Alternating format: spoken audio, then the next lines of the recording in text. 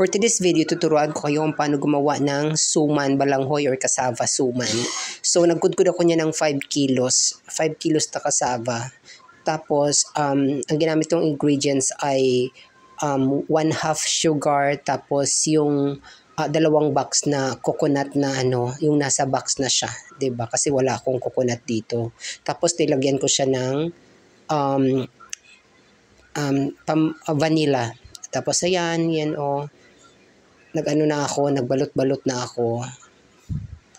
So, ganyan. Bakit purple siya? Kasi nagmix ako ng sweet potato na purple, then naglagay din ako ng food coloring. Konti lang talaga. Bawal ka maglagay ng maraming vanilla, pampabango lang. I-mix mo lang doon yung vanilla at food coloring sa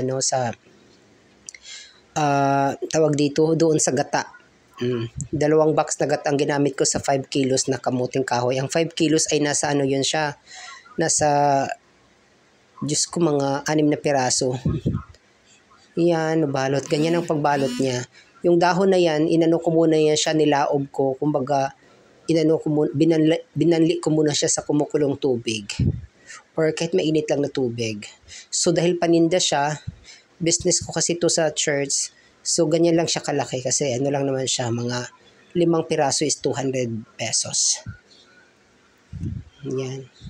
So, hindi naman siya mahirap ang pagbalot. Ang nakapagod lang dyan ay yung pagkudkud. Yung pag-grate pag-grate ng cassava, medyo kailangan lang talaga ng energy. Yan. So, ang nagawa ko dyan sa ganyang karaming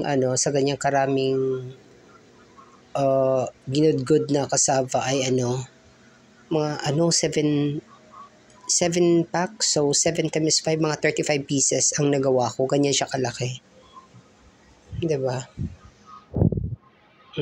So, kung may mga tanong kayo or di kaya gusto nyong mahagilap ng infos, magtanong lang kayo at mag-comment kayo dyan. Hindi ko na siya masyadong yung video kasi syempre